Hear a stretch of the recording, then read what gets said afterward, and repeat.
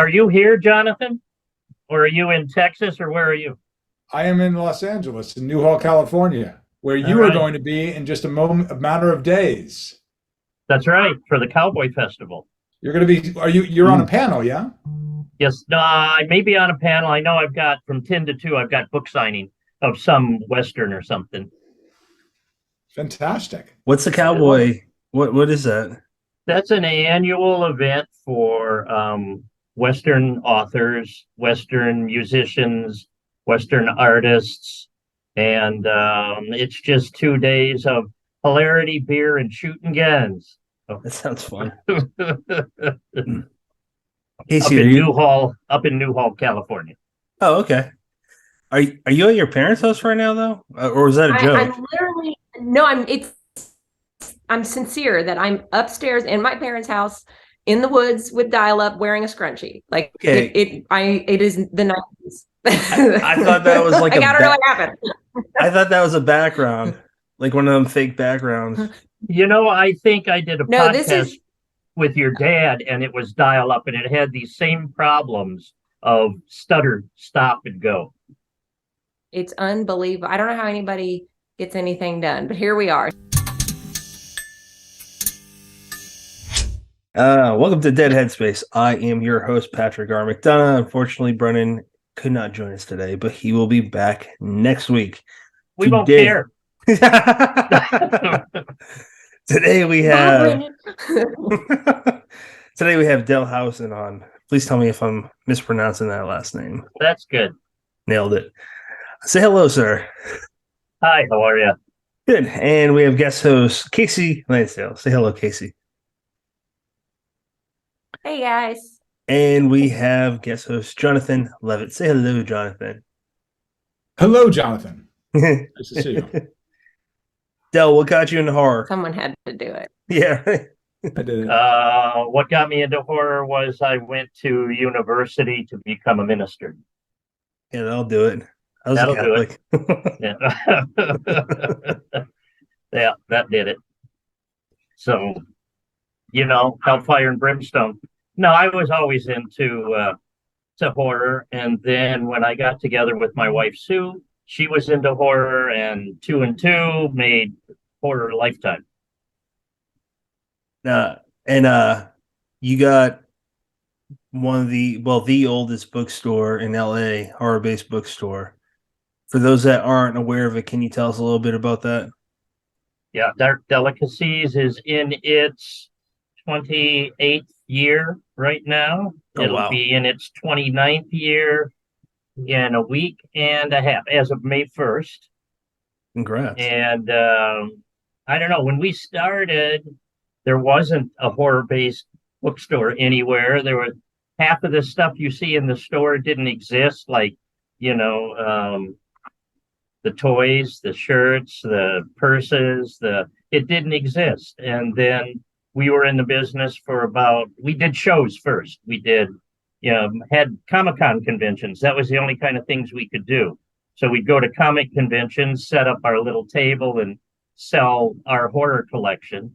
And, it caught on. And then other people said, wow, we could make more stuff for this. So more stuff started coming out. There was always horror books, but there wasn't all the tchotchkes that go with it. We got a question actually about your commenting on that. Dark Delicacies from author Brian McCauley. He says, "Hey Del, firstly, thank you and Sue for giving horror an amazing home in LA. Given your experience on every side of the business, what's one thing you wish more horror authors knew about book sales?" Self-promotion. I think that's probably the most important thing. They think, and I don't care if they're with Random House or they're self-publishing. The point is, the publisher can only do so much, and in a lot of cases, fortunately, not for Pandi Press, but in a lot of cases, they put your book out. That's what they do. Here's your book, it's out. I hope it sells. That leaves you behind. Self-promotion is a must. Every angle you can do it, whether it's doing fascinating programs like this has been fascinating, hasn't it? And doing conventions, doing anything you can to get the name out there. you have to promote. I want to talk about Pandi Press because this is the first time we've had Jonathan on. So introduce us I can't talk. Introduce us to yourself, sir, and what your role in Pandi Press is. Hi, nice, and thanks for having us on, all of us. Yeah, Absolutely. Kasey and I, is it right to say we run Pandi Press? Is that right, Kasey, to say we run Pandi Press? Well, if we're not, that's really awkward. You run Pandi Press. We, Well, my primary role in Pandi Press is creative director and production artist. So I handle the production, layout, design, and that part of the process. And then Kasey and I also work together in the, I would say, in the day-to-day of the business. Kasey definitely takes on the heavy lifting of that. Absolutely. And so we work together and we work independently on our own individual areas of expertise. And they have lives besides Pandi Press. Incorrect. do we? What? Supposedly. You know what? It's very exciting, I think, for us to be doing this. I'll call it a project with this company. And this has really been something that Kasey, and tell me if I'm speaking out of turn, Kasey, but Kasey had for a long time. It was there wanting to grow. It was just a seed of a business. And I'm really happy that we've been pushing forward together to do this. And we have projects that are moving forward. You know, we have 2 books that are going to press this week. We have more books coming. We're excited that Dell, as our first front list title, is what we're our very first front list title that we That's it. This guy right here. It's amazing, and we couldn't be more thrilled about that. You know, and Really you know, cool. and Dell. I mean, I am very much the outsider in this relationship, but Dell is family as well. You know, has been in Kasey's life for a long time, and it has been in my life as long as I've known Kasey, and it feels really good to be able to do this with Dell, and not just for Dell, but with Dell, as Dell is saying, to piggyback on what Dell was saying about self-promotion. We're doing this with him and not just for him. And we shepherded the project, and we help on our side. Kasey does the heavy lifting there too for publicity and really getting it out there.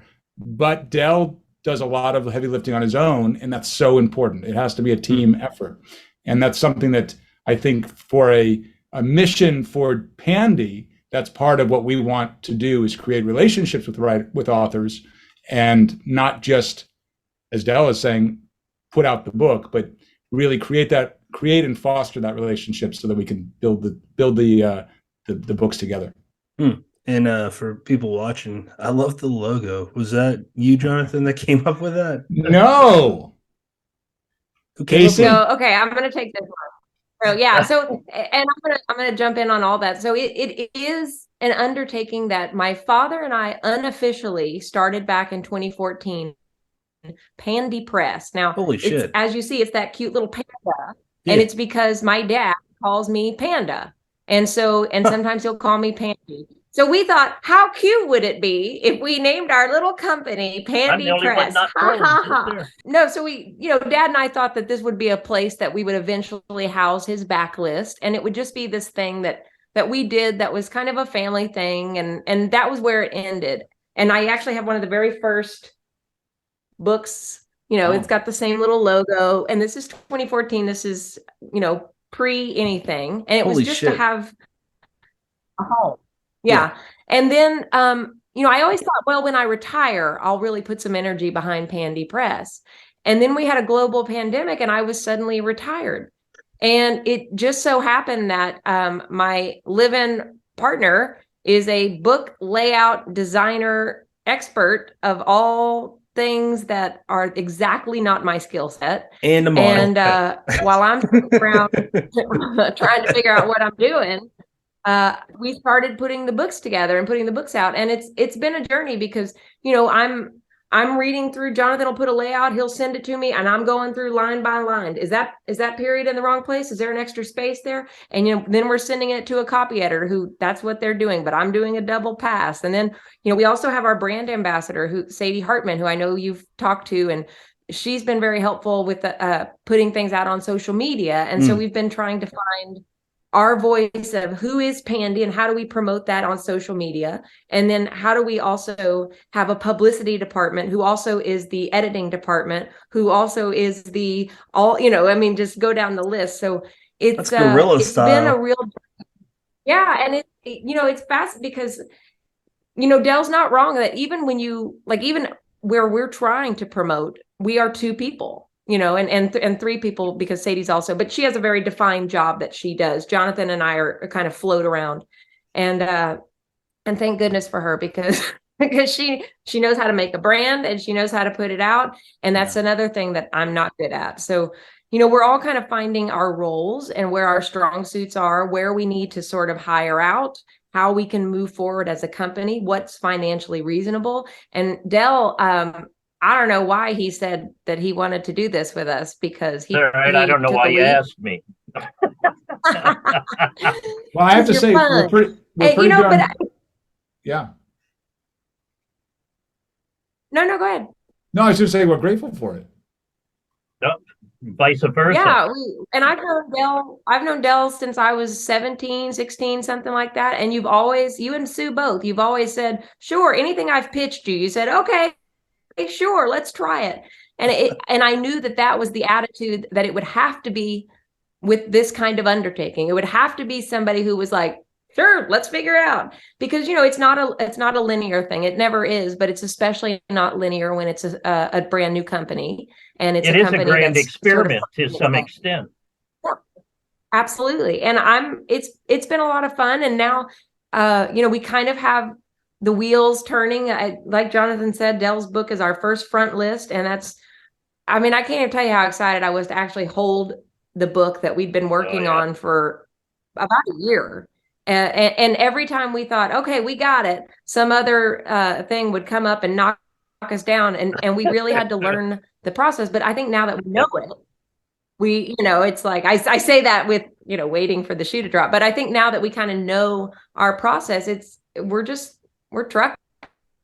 And I'm so excited to be putting out more titles and having more titles go to the printer. I never imagined this is what I would be doing at this moment in my life. And it's awesome. I love it. You and I figure get to meet these smooth sailing from this point on? Oh, absolutely not. Smoother. But I kind of understand now I understand the timeline of production better. Because I just had no idea. I mean, even stuff, I've had things on the author side. I've grown up in that world. And then I'm watching Jonathan tweak, you know, one word on the line, and he's having to pull it up to the next line. And then it changes the whole format of the document. And then he's having to redo everything. And I just had no idea that all of that was going on. I thought we were just pushing a button and putting out books. And I knew there was more to it.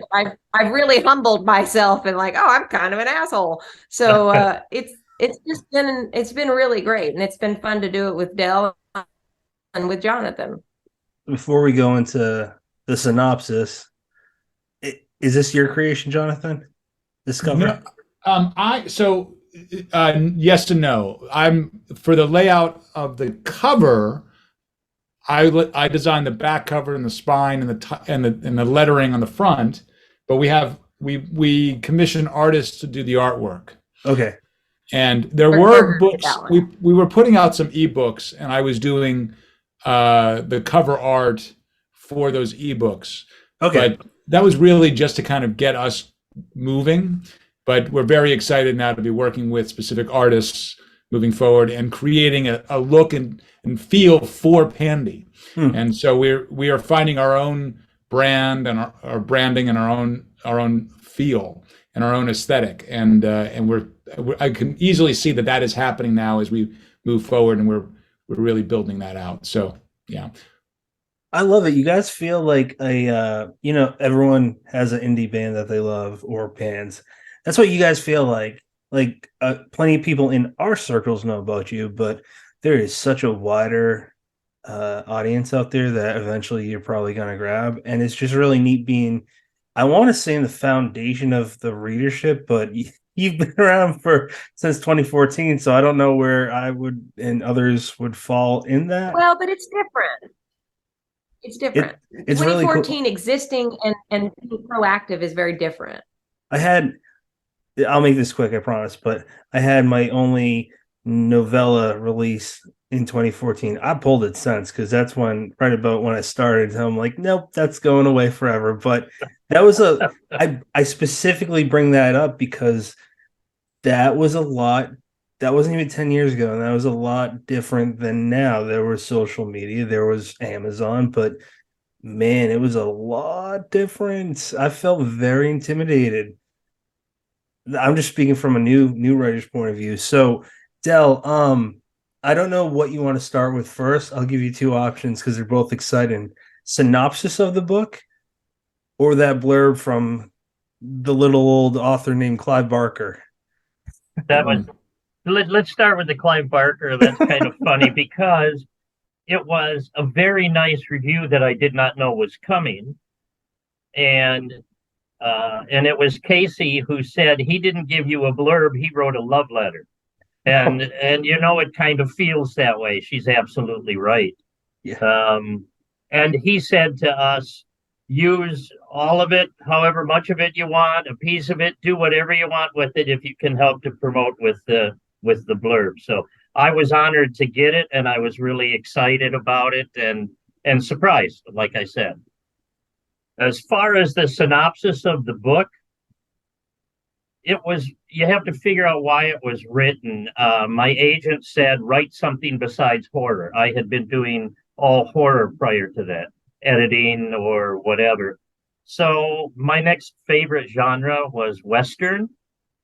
And I didn't want to write what one person said to me is usually a book about two old white guys shooting each other.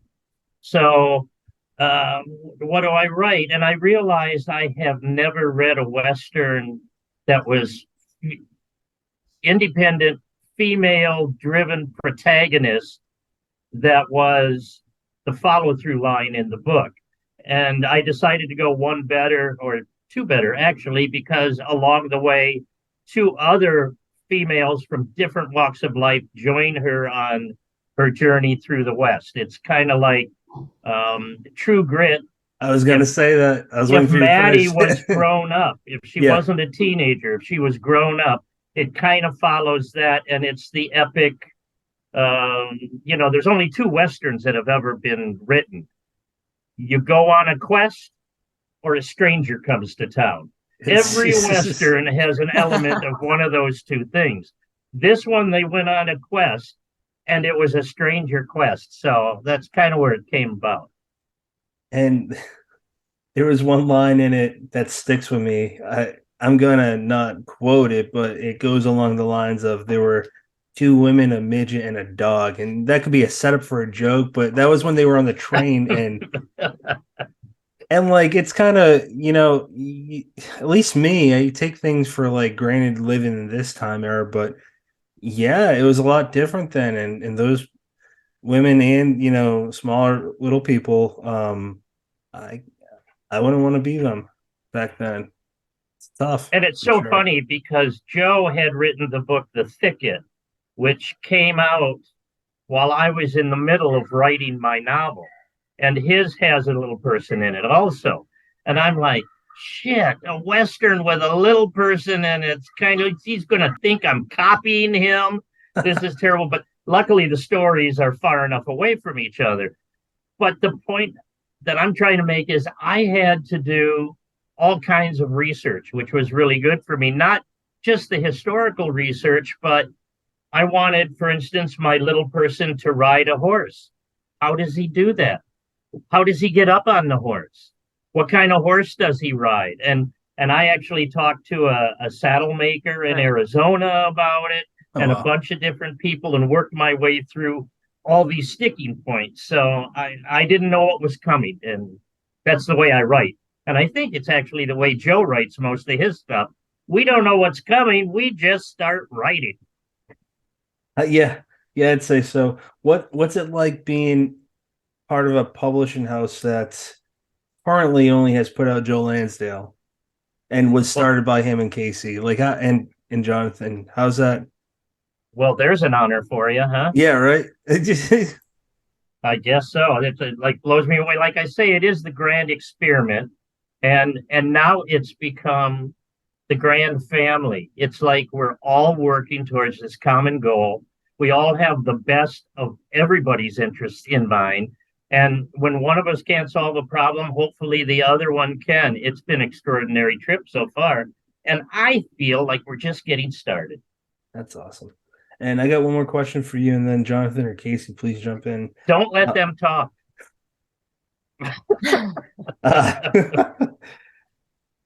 Okay, my brain just decided to shut down. Right. Oh yeah, How do you answer that? Because I was just thinking about all the times I've talked with Kasey and or Joe, and then Keith, because we had them all on the same time. And I was pretty much a mute then, and that is uncommon for me. But my question was, how did I gotta assume that you met Joe first, or was it Karen? Who, me? Adele, yeah, sorry. I met Joe probably at conventions first, and then he did multiple signings at Dark Delicacies.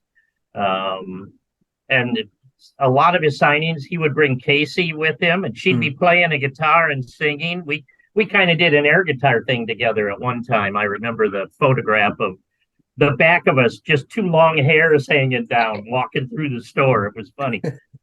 But then the last big connection I had with Joe was at whatever convention we were at, Kasey, and the room was filled with signers. And Joe was sitting next to Brian Keene, and I was like two people down.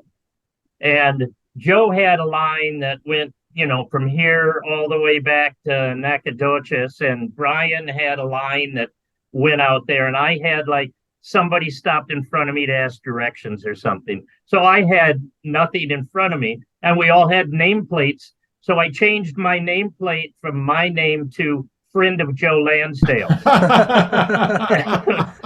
put that in front of me. And it helped. Kasey came over and said hi because we knew each other, but that was about it. And I had at that time probably 8 or 9 books out and had already won the Bram Stoker Award, been nominated for the Shirley Jackson Award, all kinds of things. Yeah, you're no slouch, Dale. I'm no slouch, but because people don't recognize me because I look too much like everyone else, I don't get those lines. I actually want to ask one more question about your store. I know it's been almost 30 years, but do you have, however many you want to name, do you have any special moments of sign-ins, or maybe they're just very, maybe the doors were closed and it was just an intimate moment with friends and family? Do you have really special moments that stick out in your head amongst the rest of them in that store? Honestly, I have had lots of really unique moments in that store. Obviously, the joy of having people like Joe signing and Ray Harryhausen signing and Ray Bradbury. I mean, it goes on and on. Oh, I didn't know you had Bradbury. A couple of personal ones was we did a fundraiser. I forget what it was for one time. And one of the prizes was actor Thomas Jane said, let them all, it was like an auction. So let them all bid on me bringing them a pizza. So this couple won. The day he was supposed to bring them the pizza was like a Sunday morning. It was pouring rain. It was before the store opened up because we had to do it in private.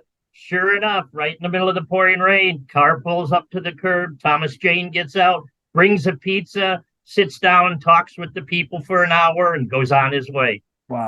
That was an amazing one. And then I think the other one sticks in my head is one time Ernest Borgnine was signing for us, and I had to go pick him up. So a friend and myself, we went over and picked him up. He lived up on Mulholland, up in the mountains. Mm-hmm. And when we picked him up, I said, this had to be the PT, the TV show that he was in. I can't think of the name of it. The PT. Oh, McHale's Navy. I said, this had to be McHale's Navy money. He goes, yeah, it was. And when we drove him back home, he said, you want to see the place? Come on in. And he gave us a tour of his house. That was kind of an amazing thing. Wow. Awesome. Now I want to back up and I don't know who to ask, Kasey or Jonathan, but the Clive Barker quote, I specifically want to talk about that because correct me if I'm wrong, but he doesn't do a whole lot of stuff like that nowadays. So does anyone know? Okay, no one knows. Well, I don't. You mean blurbing? I'll hop in. Yeah. Because Dell sent it to me. I mean, this goes back to being in a team. Dell, when he sees an opportunity, he sends it. Says, "Have you seen this? Have you done?" Because he knows we are two people, and I don't want to leave Sadie out, but I'm talking about on the everyday, all day operations. But he knows we're two people trying to move forward. So he sent it to me, and he said, "Check this out." And I mean, that I had nothing to do with that. Jonathan had nothing to do with that. That was Dell just. I had nothing to do with it. It just showed up. Yeah, did he buy it on his own, or I just. There you go. And we just got a killer blur. That's how good that book is. Buy 2 copies. Yeah, well, that's right. It really is. One to read first and one to read second. That's the way you should do it. That's right. I've been reading a lot of Westerns. I've been editing Westerns, and yeah, it's a lot different. Jonathan, I'm sure you're asked this all the time, but I want to ask, what's it like being a part of the Lansdale clan? God. Are you allowed to talk ever? Because I love them, and I know they talk a lot. First rule of Lansdale clan: don't talk about Lansdale clan. I have to tell you, it is. They are a tight-knit clan. Yeah, clan is the right word. It's pretty great. That family is a very loving, sweet, generous, kind family. And so it's, I know. Dell's like, I know the other side of it. I know the other side. I'm looking at Kasey. She's like, yeah, come on. And I'm like, and. Yeah. She has a nice ponytail. Jonathan? Kasey, did I get that right? I was reading off the paper here. Right. That's what. No, it's really word really for true. word. Yeah. Did you see my text? It was just. I have to say, the clan has welcomed me into the family, and it's very nice. So I'm very grateful for it and happy about it, and I couldn't think of a better family to be with, other than my parents, who are probably listening. Are they listening? Okay, my mom and dad. That's right. No, it's great. It's great. It's an amazing family. And for those that don't, through and through. I agree. I mean, I love them. For those that don't know, Jonathan was on this small show called The X-Files once or twice before. So just as a book publisher, funny. Yeah, it's really weird. I just want to ask you about that. Can you just mention what that was like? And then Del, I'm sorry, I dropped my pen. And then Del, I promise we will talk more about this book. I just wanted to see if we could hear a little behind the scenes of being on The X-Files. All right, I'll make this quick. What was it like to be on The X-Files? It was amazing. So I moved to Los Angeles this is not an interview about me, so I'll tell you this very quickly. Moved to Los Angeles as an actor and to play a part in the entertainment industry, which I continue to do today as well. And back then, The X-Files was my first acting job and I was a guest star on the show, acting alongside Ricky Jay. And we were both the con artist magicians playing those characters on the show. And it was unbelievable. It was the greatest educational experience that I could have ever had coming into the entertainment industry on television. That's awesome. Yeah, it was fun. That's really cool. So Del, for those that don't know, you're in all facets of entertainment. One being films, and your first credit, you're on Lord of Illusions, Clive Barker. So you got a little bit at the Magic Castle, which brings us back to Jonathan. Take us away, Del. Yeah, it's a full circle. This is a tight family here. I'm telling That's you. right. Okay, That's right. I thought you guys were gonna say more. Yeah. So, What was that like? Right. What was that? What was that like? Lord of Illusion. That's amazing. Lord of Illusions was fun. We went down. Sue, my wife, and I went down to the Palladium, and they were doing a big shoot. They needed tons of extras to fill up the audience. So they were doing this scene from Lord of Illusion where he levitates people and all that kind of stuff that we had to do over and over and over and over. And in the middle of it, to keep everybody from like going, the hell with this, I'm going to go get lunch, he had a raffle. We were all given a number when we walked in. And if he pulled your number, then you'd go up on stage and you would get another part in the movie or be in another scene. And he pulled my number. And that's how I met Clive Barker. I went up on stage. I met him because he pulled my number and we became lifelong friends. Wow. And then I shot at the Magic Castle. We were at the bar. And that I think he has passed away now. I can't think of his name. The old magician who was one of the house people that have been there forever. And I can't think of his name. He was in the scene with Scott Bakula sitting next to me. And I was supposed to be a guy with his date. And there was a man standing in between us doing hand magic with a giant coin. And I'm we guessing shot that Billy all McComb day. was Billy McComb, right. Is he still alive?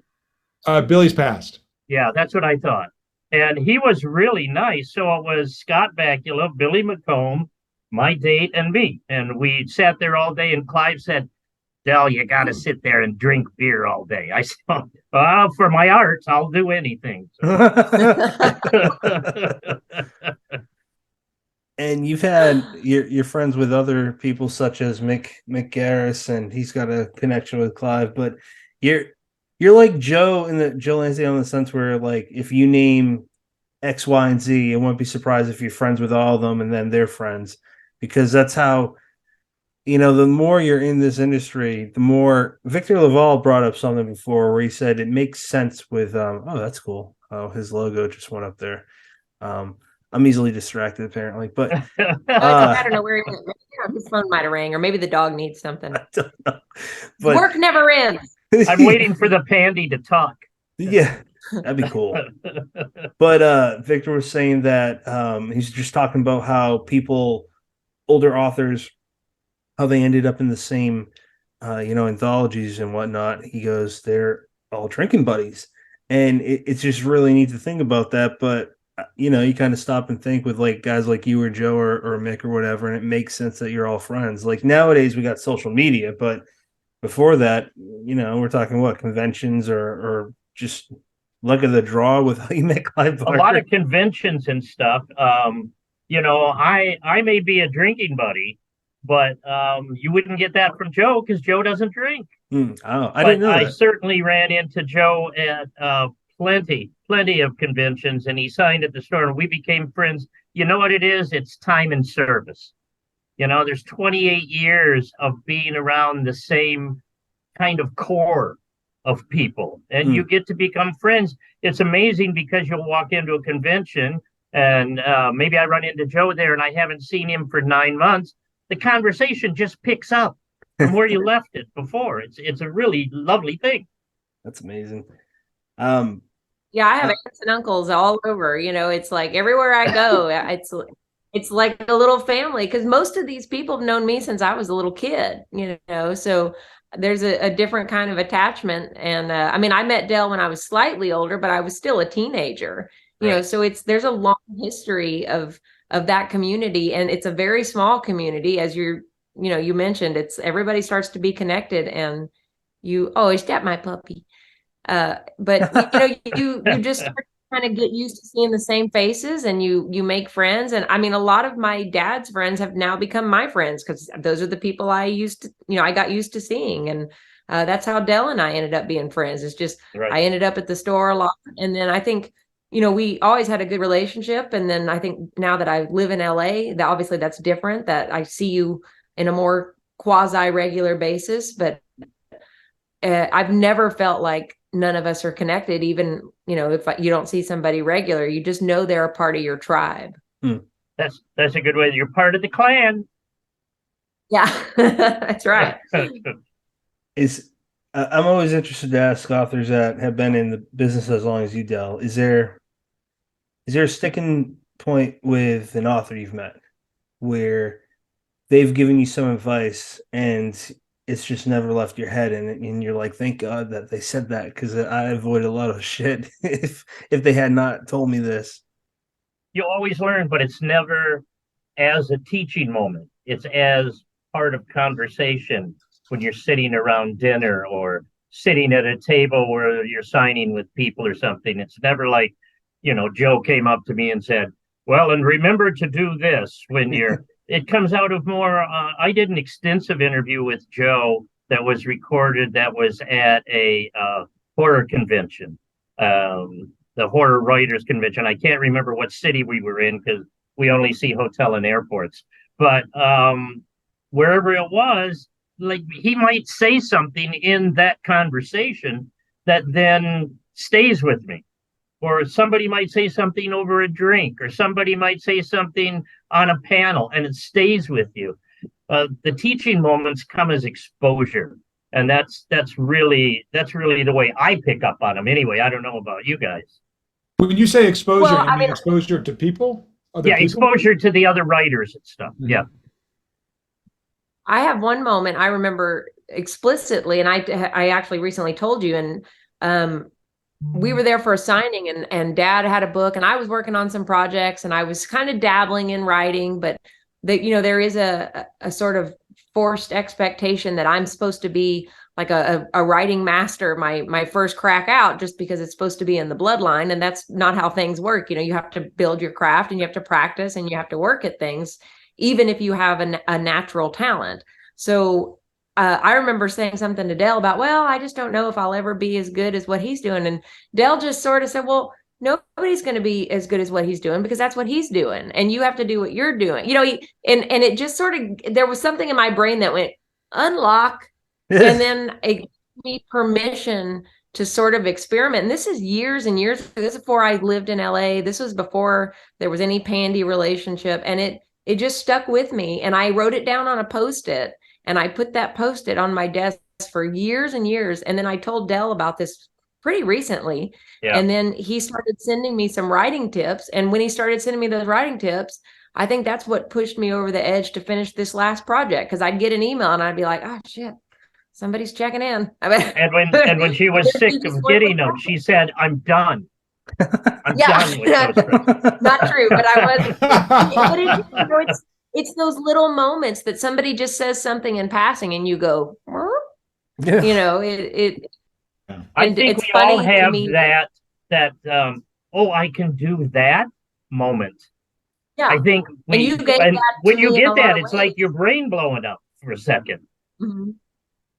It's fun. I love absolutely. I love to think about it, because I love to think that our friendship has evolved so far, because you don't really think about it because you just exist and you see each other, and it's nice. But it's nice to kind of reflect and have somebody who's not been in that mix sort of look at it under a different microscope.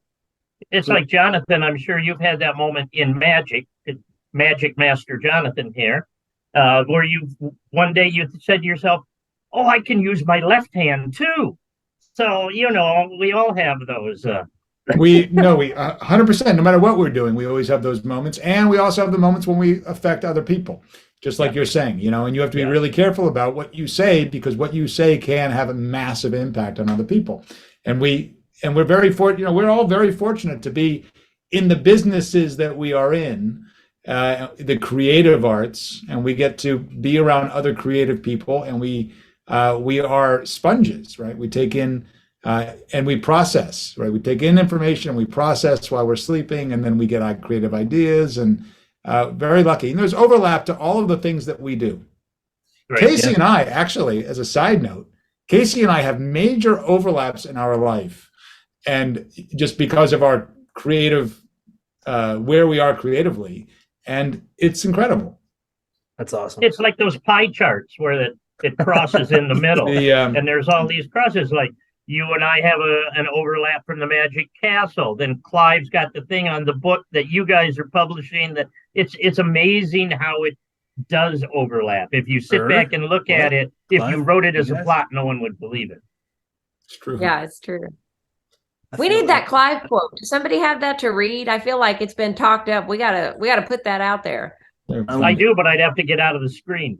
That's fine. I'll pull it up.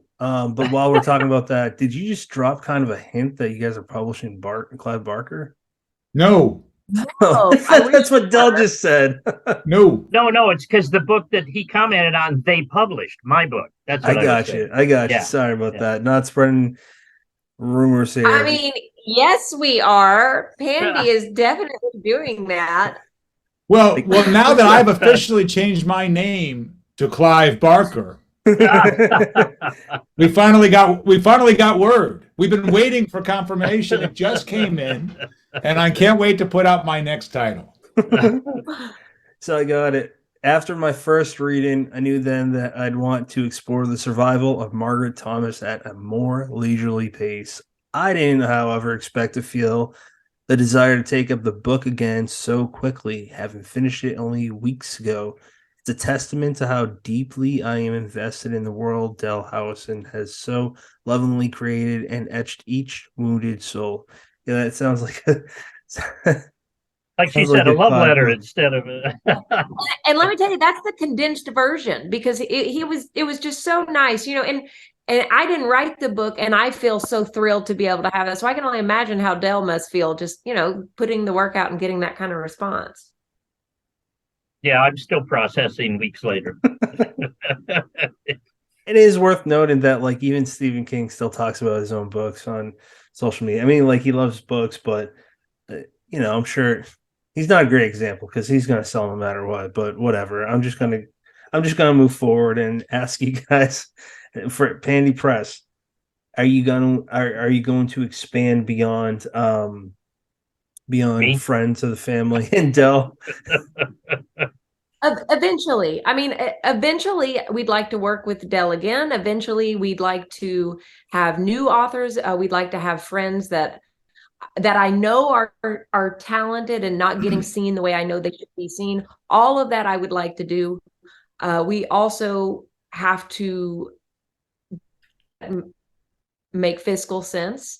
And right now we are doing that, and we're going to put out the new titles that we're putting out forthcoming that I don't want to talk too much about because they're wrapped up in other deals.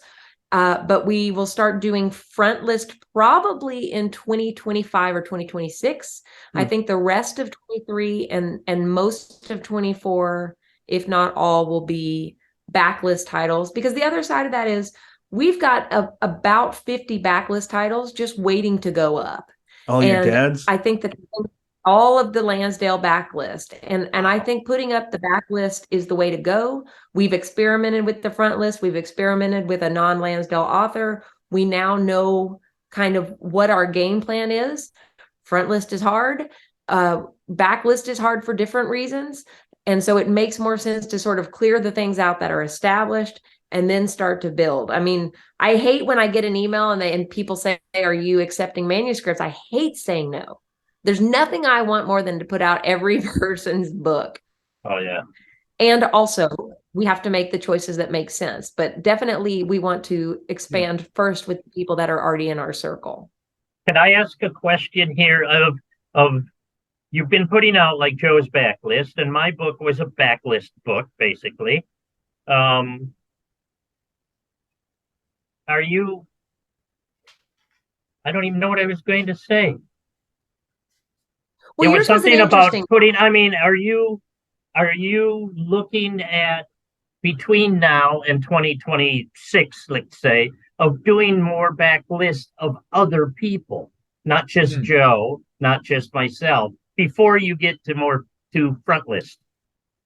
It's interesting. Well, and yours, because I don't consider yours backlist so much, even though technically it is a reprint, because I think yours originally came out in a hardback For libraries. during the global pandemic for libraries. So Right. if you weren't at a library in the global pandemic, I don't think that it got what it deserved. Let me put it that way. And that's why we wanted to do that, because it's a really good book. I've listened to the audio. I've read the book. I've probably read it 5 times, maybe more She now was since so we started good on it. the audio. She was so good. She's great. Yeah. I mean, it really was something that was done because I loved the book, but I don't know if doing other people's backlist would make sense when we have so much Lansdale backlist, and keeping in mind that the point of the creation of the company was to house all the Lansdale titles under one roof, because what we really want is a place where we can understand, well, who has audio rights, who has Kindle rights, who has paperback rights, who has hardback rights. And the paperwork alone, all getting finished and under one roof, would just be helpful for our records. So if nothing else, this is forcing us to organize our bookkeeping. And then I'd like to expand a backlist. But if somebody said, listen, I have Ray Bradbury's backlist title and we think you should print it, I might think otherwise. But at this moment, it would have to be something like that. Or if Clive called and said, hey, I've got these stories that have never been collected and I'd love to put them out, then all right, let's have that conversation. But as much as I hate to say it, and I know how it sounds, it would have to be kind of a sure thing for us to detour beyond what our plan is currently, while also knowing that we plan to do completely different in the future. We're very lucky. We have the kind of the perfect storm of factors that will enable us to find success in this, right? And we're very aware of that. We do not take that lightly, and we come into it with our own skill sets that we bring to the table, but we also come in with assets that allow us to create a stable foundation for a company.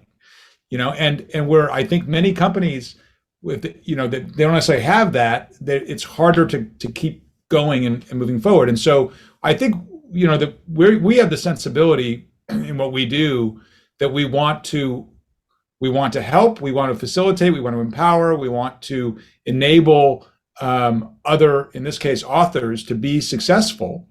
And we're going to do everything we can to build our own foundation to enable that to happen down the road. So I think that there's a long-term future for this company, and I'm really excited not only to be doing it with Kasey, but to see how it progresses. And we're taking what I would say are baby steps right now, but this year we're starting to take bigger strides, and next year even bigger, and 2025 is going to be fantastic. And it's fun. And so we're laying the groundwork right now to be able to do the things that we want to do on a personal level, not just professional level. Well, I think one of the glories of you guys is that you do deal with the authors on a personal level, not on a company against their book and here's how we work together thing. Right. Well, I don't think that's part of the relationships. Say again, Lev? Say again, Kasey? No, it's just part of the part of having the relationships with people. It's like that's why we want to do this. Is we want to grow our life in this community that has already returned to us tenfold. I don't really ever see us having a pipeline, where we're just taking in authors and spitting out a book, which we could easily get to that point. I mean, we're already starting to ramp up to the point that if we get a manuscript in, we can turn a book around pretty fast. But I don't think that's ever going to be our focus to say, let's just get it in the pipeline and get something out and not give the attention to the author. I don't think that behooves us for quality going forward. So we'll always try to maintain that relationship. So I asked that question for readers and listeners, because this is why I like having publishers on too, to get the backstory. Since we're going to be winding down soon, Del, I want to know if there's anything about this book that you would like readers to know that maybe won't be a spoiler, but more of like an intriguing fact or maybe an anecdote, something that would pull in potential readers. It's strong women. It's strong people, not just women. It's has an awful lot of wormholes I went down to get all of the research right. I remember one time I was sitting at the dining room table and I was trying to find out what kind of hat this one person would be wearing. And she wouldn't wear a 10-gallon hat and she wasn't a bonnet person. So I'm doing research, and about an hour and a half later, I look at my wife who's over on the couch and I go, do you know there's a snake in Africa that lives? I mean, I had gone down the rabbit hole into another story. So there was a lot of research in this. But I do want to touch on something Jonathan said earlier, which was on something I said. And we were talking about self-promotion by the authors. And I can relate it to the story. I just did an article for Writer's Digest magazine, and it was about book signings in stores. The book signings where people come in and go, let's say, I'm just using Kasey as an example, but it isn't true. I want you to do my book and I'll be there. And then she shows up that day. She hasn't done any social media. She hasn't done any mailing list. She hasn't done any blog. And she expects all of that to have been done by the store. Well, the store is going to do all of that. But her email and her social end reaches people that mine doesn't. And I think that's the same way with Pandi Press and publicizing our books. We all have to jump in because all of our lists, all of our connections, including Sadie's, they're all different and they all need to be utilized. Right. That's a good point. No, it's true. Man, it's in a signing. It's the difference between a successful signing and maybe just an okay signing or failure. And I think it works the same way in publishing, which is one of the strangest businesses I've ever been connected with.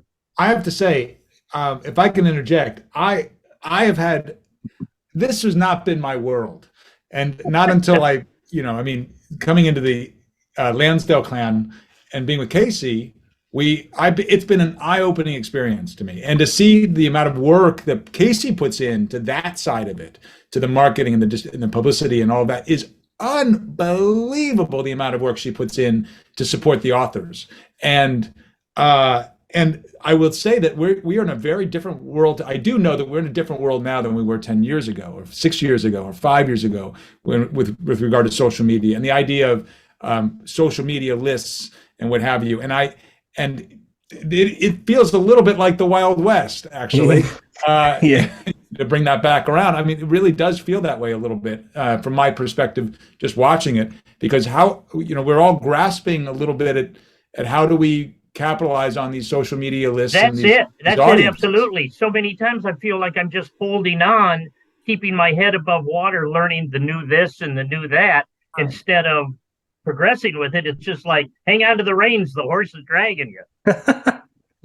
And by the way, I'll say we are thrilled to be working with Sadie, who's been just tremendous in that on that end of things for herself and for us, and it's been a great partnership there too. And we're relying on all of us to figure it out, and to work together on all that. That's awesome. I want to say one more thing before we click off. You were talking about what is Dell's book. I want to say what I think Dell's book, and I can say it in one word. I think it's honest. And I think that has to do with his research and the heart behind it. And I think that's part of why I've read this book a minimum of 5 times, is it's honest, and you can tell that he put the work behind it, and you can tell it's of the era. And there are some people that are maybe going to read something and have a reaction to that, a visceral reaction, but that's the truth. Whether we like the truth, whether we agree with the truth, all of those things don't matter. It's the truth of that moment in time and how people handled it. And you touched on it earlier, Patrick. You would not want to be a woman in that time. I would not want to be a woman in that time. It's touch and go right now, so it's such an honest, truthful book. And it doesn't matter that the protagonist is a woman. It's great for me because there's more of a connection, but it doesn't matter because, believe it or not, women are also people. And so the fact that Dell is writing from a human standpoint, you feel that when you read the book. And I think that's very clear. Can I jump in on something about that? We really talked quite a bit about how do we position the book, and do we put it forward that we have a female lead in this, and I think it was an important discussion. I just bring it up because I think it's an important topic in general. And back to what you were saying about, women are people too. Did we want to position it as a Western? Did we want to position it as a female empowerment book? Where did we want to go with it? We did discuss that at length. Is it an adventure? Is it horror? Is it all? Because it's all of those things. And whether we like categories or not, there is a marketing benefit to sort of understanding which box it fits in, whether it fits in multiple boxes or not. So what is this story to you, Jonathan? Well, I think it's all the things that Kasey's saying. I mean, I'm very. It's a good title for us to have out. I will say that. Yeah, I will say that. And it helps to establish, the discussion of the female protagonist and the choice to put that person on the cover was a choice, and I think it was very beneficial for us as a company to have that discussion going in as this essentially the first title in this regard, and for us to say, you know what, who are we and what matters to us? Because there were reasons to not do what we did. Yeah. I'm with you. Right? Yeah, no, I'm with you. And I think that it's good that we said, no, we want to do this because of what it means for the book, for the author, and for us. And so to me, that's what it means from that perspective, what it means to us and who we are, and helps to define and express who we are as a company as well. That's excellent. And back to Kasey, what you're saying, it's honestly, my opinion, I love history. If you're going to write history fiction, if it's, just to be clear, if it's set in this world and it's actual history fiction, there's no other reason to write it if you're going to just start whitewashing everything. Like if you don't like, I don't like using this word or that word, like that doesn't reflect, really bugs me when people say that reflects the author. No, they're holding a mirror up to the world that was, or it could be today. It won't be history fiction, but I mean, your dad I've talked to your dad about this on air, off air. He's of the mind where it's just, the writer can write whatever the hell they want, obviously. And it's kind of weird watching some people in my generation get all, I don't know what the right word is, kind of cautious, I guess, what they write. And these aren't bad people. It's just really weird. And that's the impact that social media has. And we all have mixed feelings on social media, but I don't like seeing writers kind of hold back. I think it's a scary time for sure. It's long as you're using it to be honest and tell the story, not to be hateful. Oh yeah, or yeah, if you're for sure. Story being hateful, and that's the point of that you're making. These are all very different things, and I think most people can differentiate what that is. And then there's a group of people that maybe are not as skilled at the minutia of that. Yeah, right there with you. So we're gonna wind down and get to the people what write the legislation. That's I feel like I was waiting for that. Politicians. What are you currently reading? We'll start with you, Del. Currently, I am reading a book. I think it's called The Living and All the Dead, and it's English nonfiction. Who each chapter is about something. One chapter is about undertakers. One chapter is about the guy who runs the furnace for, burning up the dead. And one person is, they have nurses, like midwife nurses, but are there only for the fact that they know the mother's going to lose the baby, and what their life is like, because they're only around mothers who are about to face death with their own child. I mean, it's a fascinating book. But it's taken me a little while to get through, as you can imagine. Yeah, wow. That's going to take a toll on you, man. but I came out of something light. I just finished reading the book, which is the biography of the doctor who invented plastic surgery for all of the guys in World War I who had their faces blown off. And he created plastic surgery. And the funny thing to me is that both that book and the one I'm reading now are written by female authors who did all of that investigation. So I don't know. I started sleeping with one eye open now. I don't trust anything. Watch Sue sneaking up on you. Jonathan, what are you currently reading? What am I currently reading? Kasey, I sent you a text. Oh, I don't have my phone with me because I'm on an interview right now. Well, all right, then I'll say then I'm just going to do it. I'm currently okay. Go ahead. I'm currently reading Kasey's new novel. Ooh, what is it? I didn't know she had a new one. So I don't want to put you on the spot. I don't want to speak out of turn. No, it's okay. End of sentence. Okay, end of sentence. I'm currently reading Kasey's new novel. Oh, tease. Okay, I'll ask you later off air.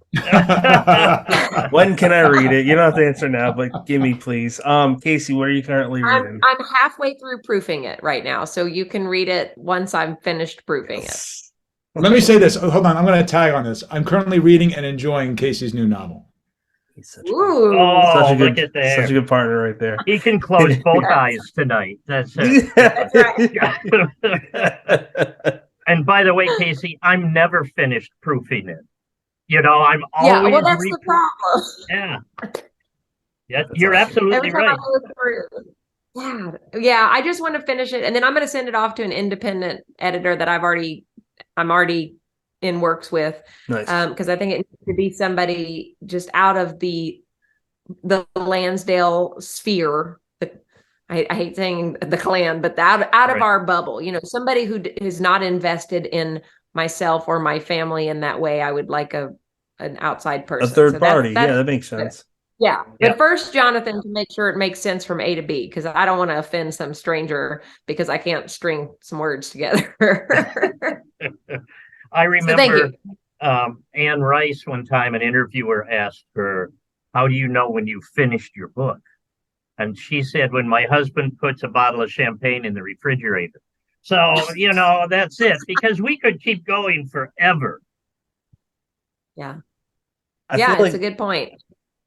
I feel like I could say this because it's nothing bad, but Jonathan Mayberry, he said last year, he's like, if I knew that you wanted to have her on, I would have asked her for you and she probably would have done it. I'm like, motherfucker, I wish I knew that when we started. Rest her soul. But she's lots of talent. Yeah. But what are you currently reading? I don't think you answered the question because you just talked about proofing your manuscript.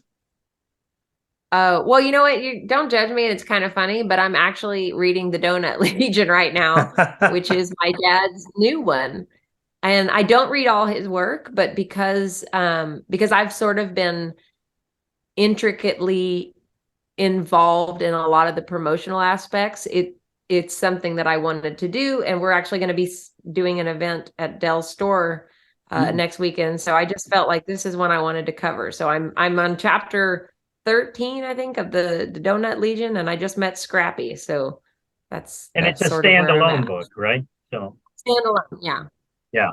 And I particularly combined Joe with another signing that happens before him. He'll be signing alone afterward, but he'll be signing right after Sorority Babes 2 in the Slime Bowl-orama. So, you know, I wanted to get a theme going there. Wow. Right, obvious. I'm sure my dad will be very, very thrilled. Let's talk offline, Del. Yeah. I'm going to get the audiobook of that one. That one looks good. And a fun reminder for those that didn't see it, Patton Oswalt was very excited to get that and other Joe books. That's really neat. He cracks me up on King of Queens. He's a funny guy. I'm currently finishing up this big bastard of a book, The Curator by Owen King. It's great. Yeah, it's it's a fantasy. It's kind of like it's a historic fiction in a fake in a fictional world, if that makes sense. But we're talking to that young man 2 episodes from now, so I can't wait. And I just finished Dell's book. That's a Western that's like True Grit. I know you said that earlier, Dell, but it's also just like a bunch of fun fantasy books that I've read throughout my life. But the one scene that is so horror based to me that people might really cling to is the fire scene. Just all Right. the descriptions, because they're so realistic, but you just focus on them. It's like if there was a camera pan and you stop each time you see a body and you just focus on and zoom in and you hear all the like crackling of their skin and whatnot. And oh boy, you got me good.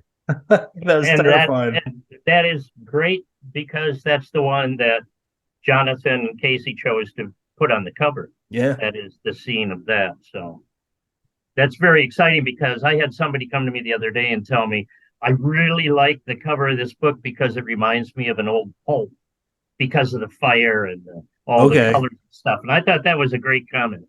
That makes sense. Cool. Great. Del, where can people follow you? They can follow me at darkdell.com, or Del Howison has a Facebook page, so you can go that way.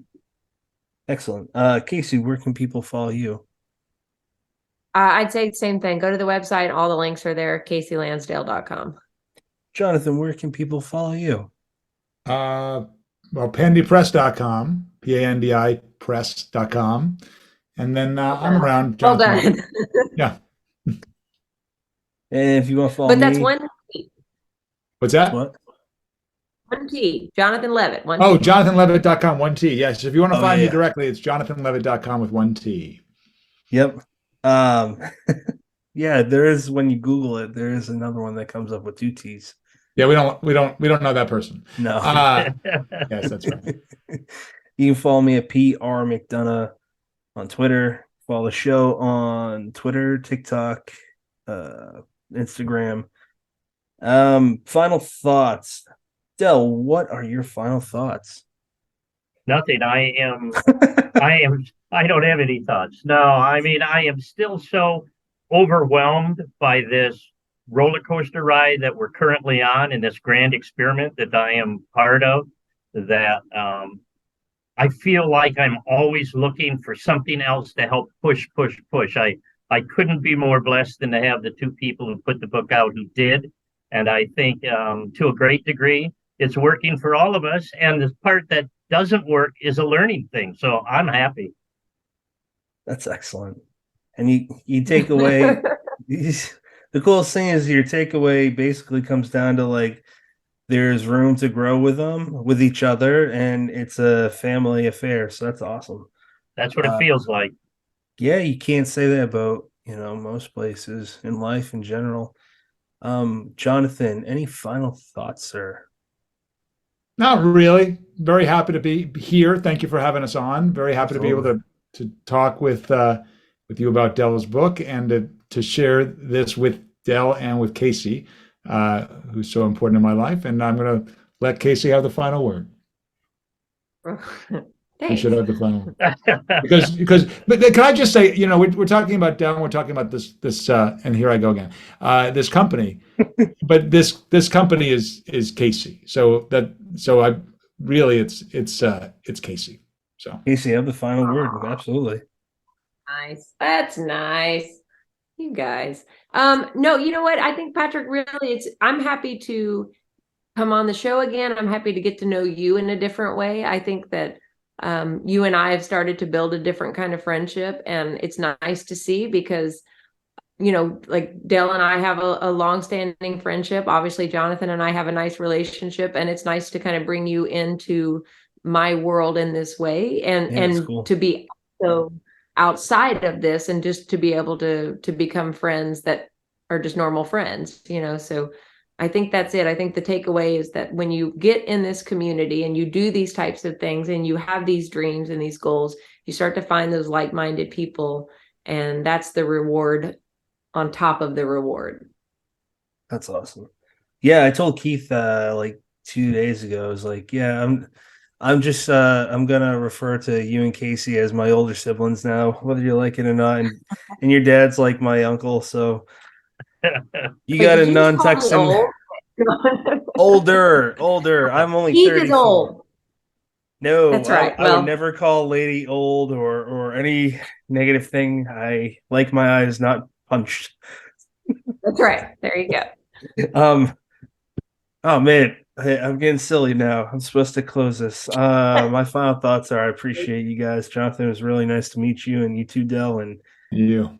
I love when Brennan is here, and Erica, my new co-host. But yeah, Kasey, was cool that I could just do this with you guys. Just have a intimate Pandi press conversation with you guys, and ultimately, what we do with this show is hope that brings in new readers for you guys, or whichever author it is. So I hope that's the case, because you got a lot of great stuff down the pipeline. Nope, we're not doing pipelines. You have a lot of great stuff down someplace that's yep, nailed it. Next episode is our 200th episode. That's with Dennis Lehane. We recorded that already, and we have because we're awesome. me and Brennan are from Boston. He's from Boston. He's coming back. I'll tell you guys off air if you want, but that's exciting. We've talked to him. But yeah, okay, enough about that. You made a choice in podcast. Thank you for picking us.